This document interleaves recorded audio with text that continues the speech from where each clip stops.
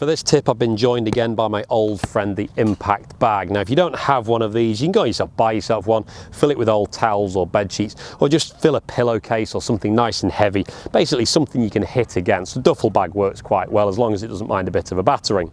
As I set up to this, I'm going to hit it initially just 10% of my normal power and just turn in.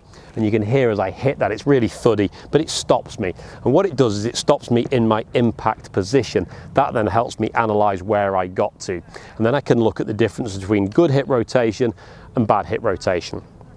Two different sorts of bad hip movement. One is zero hip movement. So if I make a swing, hit the ball, and then find that my hips look like they did at setup, as in they haven't moved, that's poor hip movement. We don't want that at all, because that just means that you're hitting the golf ball purely with your hands and arms. That's not ideal.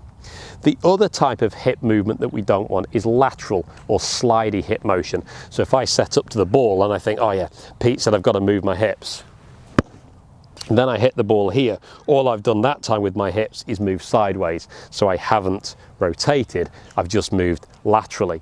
So no hip movement is wrong. Lateral hip movement is wrong. So what we want is a lot of rotational hip motion. Now, if we just rotate off the back leg, again, not ideal. So it's lateral rotation. From the top of the backswing, we move to our lead side and we open up quickly. And at the point of opening up, by the time we hit the bag, we should have our hips around about 45 degrees to target and turning through. So I can almost feel like my belt buckle is to the target. So this time as I hit the bag with a little bit more pace, I'm thinking belt buckle to target. As I hit the bag there, my belt buckle is almost round to the target. Noticing I'm also hitting against a nice firm left side, so I'm not collapsing my lead leg into the ball here, which again would limit my rotation. So it's lots of rotation. And the point of that impact bag is I can just do that training exercise in the garage, in the garden, at home. I don't even need to go to the golf course, and I'm doing it time and time again, hitting into that bag and rotating in.